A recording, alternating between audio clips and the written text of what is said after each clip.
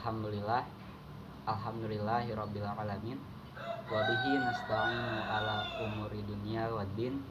Wassalatu wassalamu ala asyrafil anbiya'i wal mursalin wa ala alihi wa sahbihi ajmain. Pertama-tama, marilah kita panjatkan puji serta syukur atas kehadirat ilahi Rabbi yang mana telah melimpahkan begitu banyak karunia kepada kita semua, sehingga kita dapat menyaksikan salah satu video penelitian yang digunakan sebagai tugas pada mata kuliah metodologi penelitian pendidikan.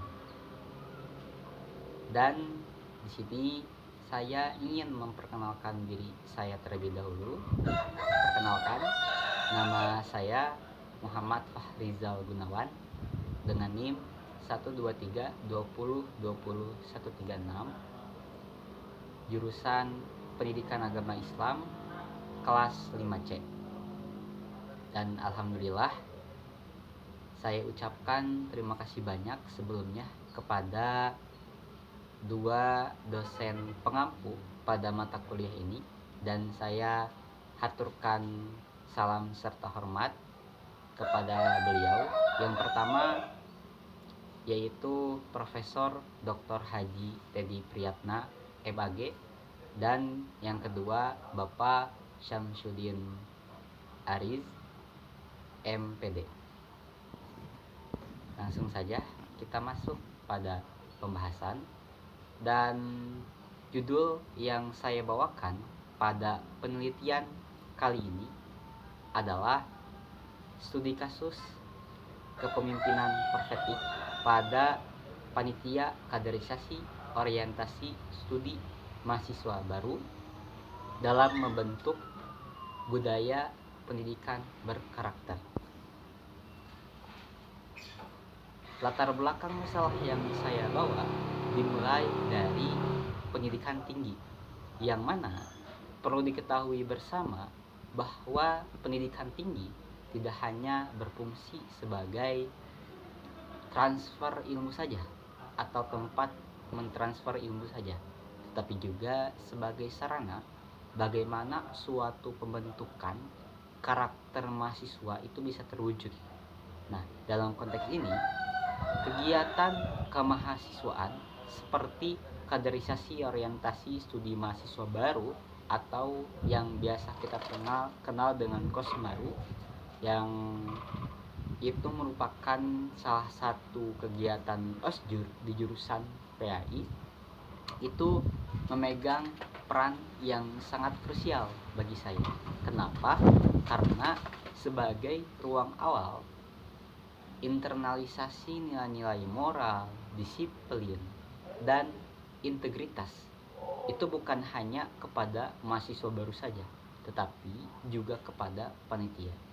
Nah, maka di sini panitia Kosmaru itu bukan hanya sebagai pelaksana daripada kegiatan ataupun pelaksana teknis saja, tetapi juga sebagai penggerak, sebagai pembimbing, dan model keteladanan yang mana bagi siapa?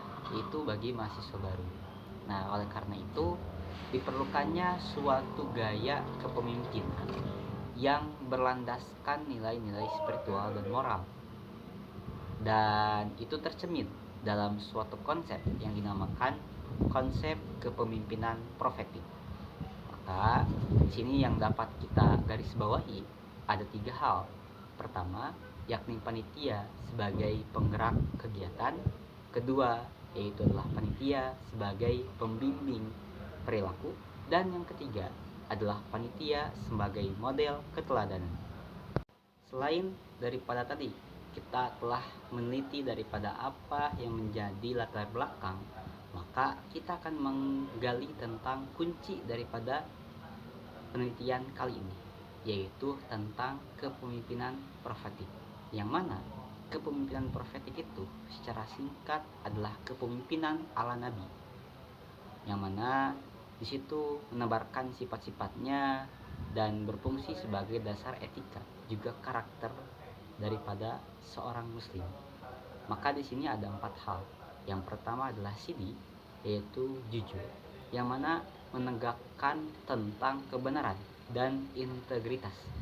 Kalau kita mengacu kepada kegiatan ini, maka dalam setiap tindakan dan ucapan daripada panitia ataupun peserta itu bisa tercapai seperti itu. Kedua, yaitu amanah, dapat dipercaya, menjalankan tugas dan tanggung jawab yang didendamkan, yang diidam-idamkan dengan sebaik-baiknya.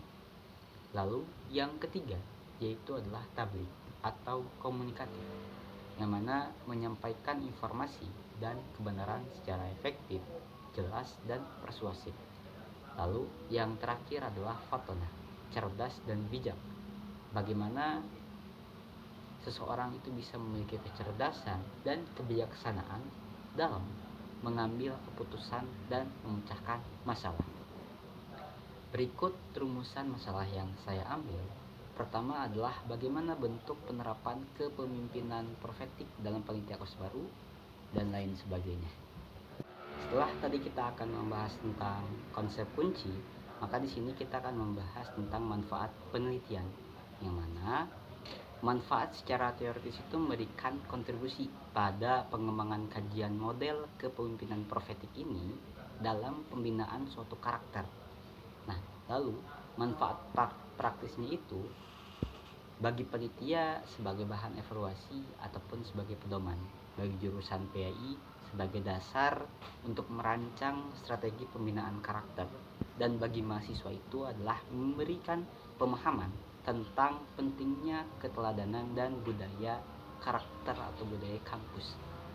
Lalu tempat dan waktu penelitian itu pada Villa Guntur Sari, Garut, Jawa Barat.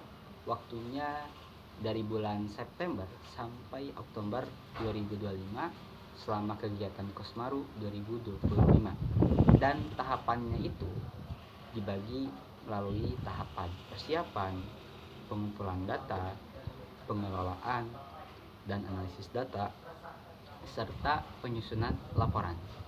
Sumber datanya itu data diperoleh dari 3 unsur. Pertama adalah person atau perorangan, yang diambil melalui teknik wawancara, observasi dan sebagainya. Lalu ada paper, dokumen, rupator, SK kepanitiaan dan sebagainya. Dan terakhir adalah place atau tempat, yang mengacu kepada Villa Guntur ini ataupun kampus 2.